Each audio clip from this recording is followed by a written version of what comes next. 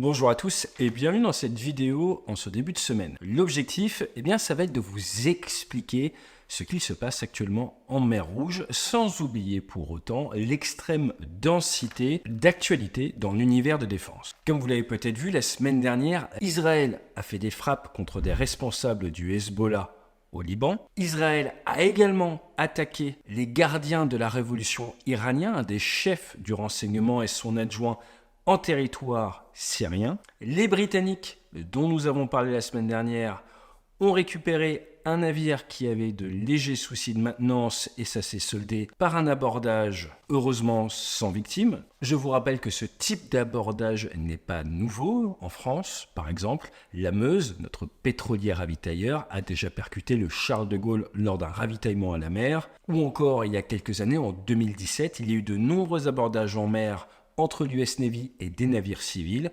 abordage ayant amené à des décès et à un limogeage de l'amiral commandant la 7e flotte, la flotte du Pacifique. Tout comme cela peut arriver entre des aéronefs au sol, cela arrive entre navires, il y a toujours une raison pour laquelle vous pourrez perdre du matériel de la sorte, d'où l'importance d'avoir du matériel en nombre suffisant. Il y a également eu dans les actualités un peu de calme au niveau des tensions entre l'Iran et le Pakistan, mais 48 heures après, les Afghans se sont mis à échanger du tir contre les Pakistanais à la frontière, à voir vers quoi cela évolue. Et également dans l'actualité de défense, vous avez eu les premiers tests concluants du Dragon Fire, un canon laser à énergie dirigée britannique qui fera sûrement paraître de lui dans le futur. Mais aujourd'hui, nous allons nous focaliser sur ce qui est maintenant la lutte antiterroriste, car Ansar Allah, les partisans de Dieu, communément appelés les Houthis par les médias, sont de retour sur la liste des terroristes. Et une guerre, c'est entre États. Et donc là, c'est entre des États et des terroristes. Et après avoir récapitulé un petit peu tout ce qui se passe depuis quelques mois dans la zone, nous allons nous interroger sur le format de la Marine nationale. Et alors que le président Macron a récemment annoncé que l'armée française n'a pas de faiblesse, nous allons voir s'il a une bonne culture marine, ou si nous sommes plus proches du fameux effet Dunning-Kruger, ou pire, de l'ultra-képridarianisme. Allez, jingle. Et juste avant d'attaquer dans le dur, notre partenaire aujourd'hui, c'est nos cours en ligne que vous pouvez retrouver sur Teachable juste en dessous, avec différents cours, que ce soit pour se préparer à un entretien militaire ou dans l'aviation civile, ou surtout notre nouveau produit, le e-learning, autour de l'état d'esprit du commandant de bord, comment adapter les méthodes qui permettent à un commandant de bord d'être dans le bon état d'esprit, d'être efficace, d'être proactif, de briefer, de débriefer à votre quotidien pour vous aider tout simplement à bien prendre les commandes de vous-même, votre propre aéronef.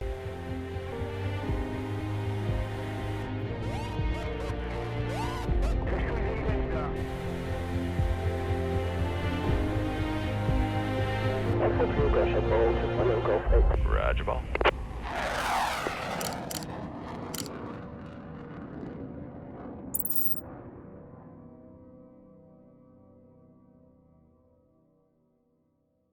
Alors, les tensions en mer Rouge, il y a eu 3 grandes phases. La première phase, c'est lorsque Ansar Allah a décidé d'essayer de taper Israël. Ils ont donc envoyé des missiles de croisière, des drones, quelques missiles balistiques vers l'État d'Israël, missiles, drones qui se sont mis à se faire intercepter, soit par des systèmes de défense israéliens, soit par des avions de chasse, notamment le F-35I israélien, ou encore par des frégates américaines. Le 19 octobre 2023, c'est une Harley Burke, l'USS Carney, qui va abattre 3 missiles de croisière. C'est la première fois que les États-Unis ouvrent le feu pour défendre Israël depuis l'attaque massive du Hamas sur Israël. Au total, ce serait 4 missiles de croisière et 15 drones détruits par le Carney, qui heureusement est un type de bâtiment qui dispose de nombreux missiles solaires, car seule ce que l'on appelle en France une frégate de premier rang dispose d'assez d'armement pour livrer autant d'interceptions. Le 27 octobre, vous avez missiles et drones qui ne vont pas réussir à atteindre leur objectif en Israël, mais un va venir taper l'Égypte, proche de l'hôpital de Taba, blessant 6 personnes. Ensuite, le gros des frappes va se concentrer vers la ville de Eilat. 6 systèmes Arrow, Arrow 3, F-35i vont intercepter une multitude, plusieurs dizaines de drones ou de missiles. Et même un missile sera intercepté par les défenses solaires de l'Arabie Saoudite. En parallèle, le 8 novembre, un Reaper, un drone américain, va être abattu par les Houthis. Et plus récemment, la semaine dernière, un autre drone américain a été abattu, ce coup-ci en Irak. Encore une fois, l'importance d'avoir du stock est primordiale. Le 15 novembre, vous avez un drone qui, ce coup-ci, officiellement, se dirige vers un navire de guerre américain, l'USS Thomas Hunter, qui l'abat en légitime défense. À partir de là, changement de rythme. Ansarallah se rend compte que ses attaques vers Israël n'atteignent pas l'état final recherché. Ces missiles ou ces drones sont interceptés lors de ce long parcours de plusieurs milliers de kilomètres. Ils vont donc réfléchir à leur stratégie, brainstormer et se rendre compte qu'il y a peut-être quelque chose de beaucoup plus impactant qui peut être mis en place. Et ils vont décider de concentrer leurs efforts sur gêner le trafic maritime qui passe à quelques dizaines de kilomètres de leur côte, là où c'est beaucoup plus facile d'avoir un impact. Et ils vont décider de mettre en œuvre une opération aéroportée très impressionnante avec la coordination entre des navires et un hélicoptère et des commandos, et ils vont se poser sur le Galaxy Leader, en prendre possession, ainsi que des 25 membres d'équipage. Ils annoncent alors qu'ils vont cibler tous les navires à destination d'Israël ou avec des intérêts israéliens. À partir de ce moment, vous allez avoir une augmentation des frappes sur les navires de la zone, et c'est là que commence vraiment l'impact sur le trafic maritime international, trafic qui a baissé de 40% par rapport à son niveau d'avant. Le 10 décembre, les Français rentrent dans la boucle car la frégate Languedoc est ciblée et va ouvrir le feu contre 2 drones. L'état-major de la marine annoncera plus tard qu'il s'agit de missiles Aster qui vont être utilisés et qui ont fonctionné.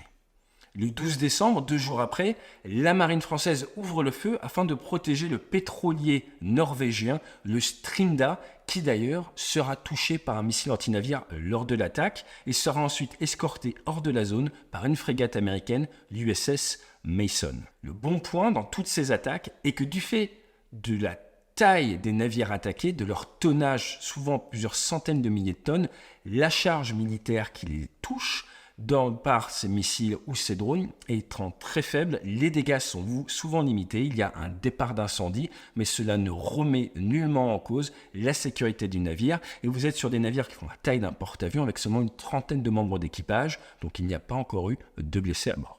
Par contre, à partir de ce moment-là, autour du 18 décembre, de nombreuses compagnies annoncent commencer à faire le tour. BP, le français CMA-CGM, le taïwanais Evergreen, le danois Maersk, l'allemand Hapag-Lloyd et même les italiens MSC commencent à changer de cap, ce qui va avoir un impact sur les capacités en tonnage et en aller-retour entre l'Europe et l'Asie. Forcément, le trajet est rallongé, donc vous avez une perte de capacité calendaire. Et c'est à ce moment-là que les frappes commencent à sortir de cette région de la mer Rouge. Vous avez un chimiquier, le Shem Pluto, qui est touché par un drone kamikaze au large de l'Inde, montrant les capacités d'allonge des missiles. D'après les Américains, cet impact est dû à un départ de drones kamikazes depuis l'Iran. La marine indienne intervient, et le même jour, en mer Rouge, un navire est touché par un drone, un autre est visé. Tandis que l'USS Laboon, un destroyer américain, se défend face à 4 drones et abat les 4. Et là, la phase d'accélération continue. Le 26 décembre, l'USS Laboon, mais également des F-18 qui ont décollé du porte-avions Ike, qui a été envoyé sur zone, vont détruire 3 missiles anti-navires, 2 missiles de croisière et 12 drones d'attaque en l'espace de quelques heures. Malgré toutes ces interceptions réussies, des drones continuent de passer. Si vous suivez la chaîne, vous le savez, depuis des années, nous disons que la posture défensive est très complexe, malgré une multitude d'avions, malgré une multitude de moyens, de navires, des drones, des missiles arrivent à passer. Et le 31 décembre, c'est le MV Maersk Hangzhou qui lui est attaqué en mer Rouge par des navires. Les Américains interviennent, vont intercepter 2 missiles qui se dirigeaient vers lui, mais surtout vont envoyer des hélicoptères qui vont détruire 3 des 4 embarcations qui tentent de monter à bord. Pour la première fois, Ansarallah va perdre des combattants, 10 miliciens. Quelques jours après, plusieurs nations vont envoyer un avertissement à Ansarallah et leur dire qu'il faut arrêter, sinon ils vont se faire frapper sur leur territoire. Qu'à cela ne tienne, la réponse ne se fait pas attendre. Le 9 janvier, plus grosse attaque depuis le début des tensions, 18 drones, mais également 3 missiles vont être tirés, interceptés par la frégate HMS Diamond, mais également l'USS Gravely, le Laboon et le Mason, mais également quelques F-18 qui obtiennent comme ça de petites victoires aériennes. 2 jours après, un missile anti-balistique est tiré mais loupe sa cible. Là, la coupe est pleine pour les Américains et les Britanniques et quelques autres nations, dont l'Australie, le Canada, Bahreïn, qui décident qu'il est temps d'attaquer Ansar Allah sur son territoire. Je choisis la solution offensive. Nous en avons parlé sur la chaîne. 16 positions différentes vont être ciblées par des missiles de croisière, les aéronefs du Ike, mais également les Britanniques qui arrivent d'Akrotiri en Méditerranée. Les Britanniques font de la communication et disent qu'ils ont durement touché Ansar Allah et qu'ils pensent que la navigation devrait pouvoir reprendre. Les Américains sont beaucoup plus prudents dans leur communication et à partir de là, on se retrouve sur un jeu de ping-pong où les Britanniques ne participent plus, mais Ansar Allah annonce que maintenant toutes les cibles américaines et toutes les cibles britanniques sont des cibles qu'ils vont viser également. Et depuis, tous les jours, il y a des tirs, d'un côté comme de l'autre. Le 13 janvier, l'USS Carney ouvre le feu et tape du côté de la capitale yéménite. Le 14, les Houthis répondent et tirent un missile anti-navire vers l'USS Laboon qui est défendu par un avion de chasse qui provient d'une base terrestre. Dans la nuit du 17 au 18 janvier, les Américains vont cibler encore 14 cibles et vont également faire la chasse aux missiles balistiques et dès qu'ils détectent un missile balistique en position de tir, vont les détruire. Alors même si le 19 décembre, il y a eu la création de Prosperity Guardian, une opération multinationale, toutes ces frappes désormais se font purement de manière nationale par les Américains. Point intéressant, le Congrès américain n'a pas voté, n'a pas eu son mot à dire pour le lancement de ces frappes. Plus récemment, nous avons vu le Maltais, le MT Zographia, se faire toucher par un missile, ce qui permet de se rendre compte des capacités technologiques de Ansar Allah. Vous voyez ce missile arriver sous 45 degrés. Donc de quel type de missile est-ce que l'on parle? Vous avez par exemple les Mohites, les Haseb, les Tunkil, les Falek, les Al-Bara, Al-Mara ou encore les Mayous, sans compter les drones. Et tout ça a une puissance. Et tous ces missiles ont une capacité de plusieurs centaines de kilomètres. Donc pour pouvoir les tirer, il faut savoir dans quelle zone engager. Et c'est là où l'AIS, l'Automatic Identification System, une sorte de transpondeur présent sur tous les navires, aide les Houthis à désigner leurs cibles.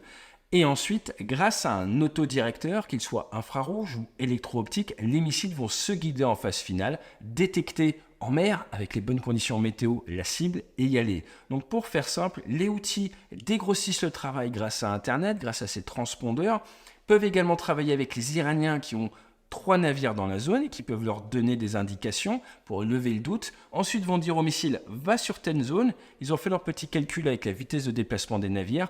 Le missile est programmé pour ouvrir son autodirecteur à une certaine distance, va se mettre à chercher, détecte la cible et va dessus. Ce sont des missiles de type tir et oubli. Vous préparez, vous les programmez, vous les envoyez et derrière vous pouvez plier et partir. Maintenant, nous en avons parlé, c'est grandement de la technologie iranienne et nous avons d'ailleurs vu que les Américains ont saisi sur un boutre des composants pour fabriquer ce type de missiles. Ils ont malheureusement pour eux perdu 2 marins des forces spéciales, des Navy Seals.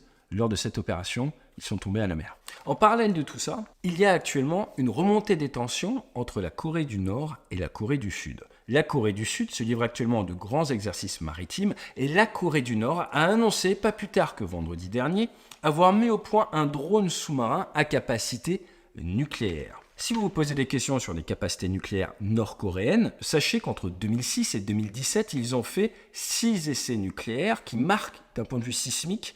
Le dernier en 2017 a créé un séisme de 6,3 sur l'échelle de Richter, ce qui correspond environ à 250 kilotonnes de charge militaire. Vous êtes sur 16 fois Hiroshima. À l'heure actuelle, la Corée du Nord, d'après des think tanks, aurait environ 60 ogives et serait en capacité d'en avoir près de 200 d'ici 2027. Alors je vous parle de ça car là nous avons principalement parlé de menaces provenant de la 3e dimension. Drone aérien, missiles balistiques, missiles de croisière. Le missile balistique part, monte et après redescend avec une très grande vitesse qui le rend très dur à intercepter. Le missile de croisière fait du Mach 0,8, Mach 0,9.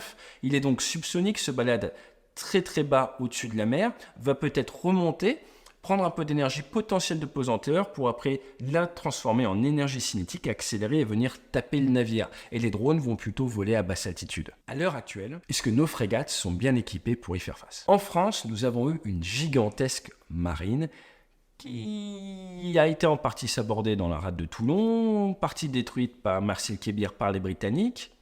par légère indécision de la part de nos amiraux. Et à l'heure actuelle, sur le papier, nous vendons que nous avons plus ou moins 15 frégates de premier rang. Alors ce qu'il faut savoir, c'est que vous avez la frégate de premier rang, qui est la super frégate Cousteau, et la frégate de deuxième rang, qui est de nos jours une frégate qui vaut plus grand chose, sauf pour contrôler les pêches. Je suis un peu difficile, mais j'étais officier de marine, j'assume et je signe. Mais posons-nous vraiment la question de ces fameuses frégates de premier rang. Est-ce qu'on en a vraiment 15 ?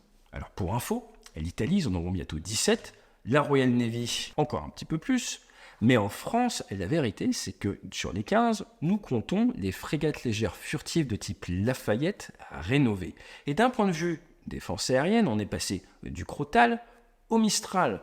Et même si c'est sympa, ça vous intercepte qu'à quelques kilomètres. Regardez les capacités en source ouverte des Crotale et des Mistral, et ça ne va pas vous faire peur. En tout cas, ce n'est pas du tout efficace face aux menaces à l'heure actuelle en mer Rouge. Ce qu'il vous faut pour faire face aux missiles de croisière, missiles balistiques, à tous ces drones, c'est une capacité d'allonge, une capacité d'interception et de multiples missiles. Et pour ça, nous avons une frégate superbe, la classe Horizon, des FDA, des frégates de défense aérienne, avec 32 Aster 30 qui peuvent intercepter à plus de 50 km et 16 Aster 15 qui peuvent intercepter à une trentaine de kilomètres. Ce sont d'excellents missiles fabriqués par MBDA qui ont prouvé qu'ils fonctionnaient avec le Languedoc, et on en a 48. Problème, ces navires ont été réfléchis pour notre GAN, notre groupe aéronaval. Donc en France, nous avons le porte-avions, il faut le protéger. Il y a sa task force. Donc si vous voulez partir avec le porte-avions, vous allez avoir la frégate de défense aérienne, des frégates multimissions, certaines pour chasser les sous-marins,